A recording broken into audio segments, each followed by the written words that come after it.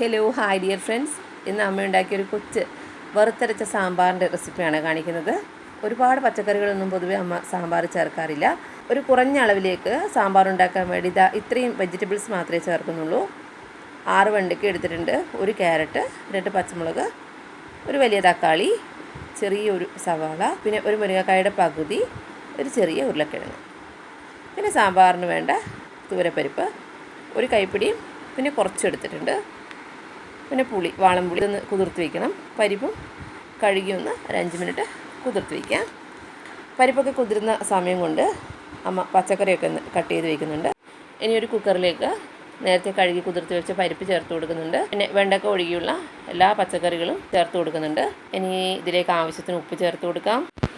1/2 teaspoon മുളക് പൊടി, 1/4 teaspoon മഞ്ഞൾപ്പൊടി ഇവ ചേർത്ത് കുറച്ച് വെള്ളം ഒഴിച്ചു കൊടുക്കുന്നുണ്ട്. പിന്നെ അതിലേക്ക് ഒരു 3 അല്ലി വെളുത്തുള്ളി ചേർത്ത് കൊടുക്കുന്നുണ്ട്. ഇനി വേവിക്കാനായിട്ട് വെക്കാം. ഒരു 3 വിസിൽ മതി കേട്ടോ ഇത് വേവാനായിട്ട്. പച്ചക്കറി വേവുന്ന സമയം കൊണ്ട് അമ്മ സാമ്പാറിന് വേണ്ട തേങ്ങ വറുത്തെടുക്കാൻ പോവാണ്. ചീനച്ചട്ടി ചൂടാകുമ്പോൾ അല്പം വെളിച്ചെണ്ണ ഒഴിച്ചു. അതിലേക്ക് അല്പം ഉലുവ, ജീരകം, ഒരു 5 അല്ലി വെളുത്തുള്ളി, 2 ചെറിയുള്ളി, കുറച്ച് കറിവേപ്പില കൂടെ ചേർത്ത് ഇതൊന്ന് മൂത്ത് വരുമ്പോൾ അതിലേക്ക് ഒരു 4 ടേബിൾ സ്പൂൺ തേങ്ങ ചേർത്ത് കൊടുത്തു. ഇനി ഇതൊന്ന് മീഡിയം ഫ്ലെയിമിലിട്ടിട്ടൊന്ന് വറുത്തെടുക്കണം. തേങ്ങ നന്നായി മൂത്ത് വന്നിട്ടുണ്ട്. ഇതിലേക്ക് 2 ടേബിൾ സ്പൂൺ മല്ലിപ്പൊടി ചേർത്ത് കൊടുക്കുന്നുണ്ട്. കുറച്ച് കായപ്പൊടി കൂടെ ചേർത്ത് കൊടുക്കാം.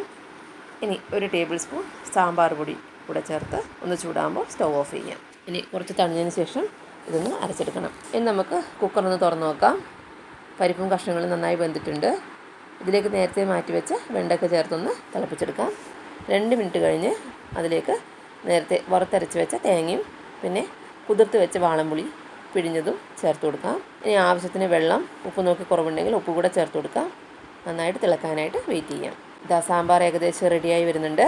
ഇനി ഇതിലേക്ക് ഒരു കഷ്ണം വെല്ലം അഥവാ ശർക്കര ചേർത്ത് കൊടുത്തിട്ട് കുറച്ച് മല്ലിയിലയും കറിവേപ്പിലയും കൂടെ ചേർത്തിളക്കി 2 മിനിറ്റ് കഴിഞ്ഞ് സ്റ്റൗവിൽ നിന്ന് മാറ്റാം. ഇനി സാമ്പാറിലേക്ക് വറവിടാനായിട്ട് അമ്മ പാനിലേക്ക് കുറച്ച് വെളിച്ചെണ്ണ ഒഴിച്ചു കൊടുത്തു. ഇത് ചൂടാകുമ്പോൾ കടുകിട്ടു. ഒരു വറ്റൽമുളകും കറിവേപ്പിലയും കൂടെ ചേർത്ത് മൂക്കുമ്പോൾ കുറച്ച് കായപ്പൊടി കൂടി ചേർത്ത് കറിയിലേക്ക് ഒഴിക്കാം. എന്നിട്ട് അടച്ചു വയ്ക്കാം. അമ്മയുടെ വറുത്തരച്ച സാമ്പാർ റെഡിയായിട്ടുണ്ട്. പൊതുവേ എനിക്ക് സാമ്പാർ വലിയ ഇഷ്ടമല്ലെങ്കിലും അമ്മ ഉണ്ടാക്കുന്ന ഈ സാമ്പാറിന് ഒരു പ്രത്യേക രുചിയാണ് കേട്ടോ.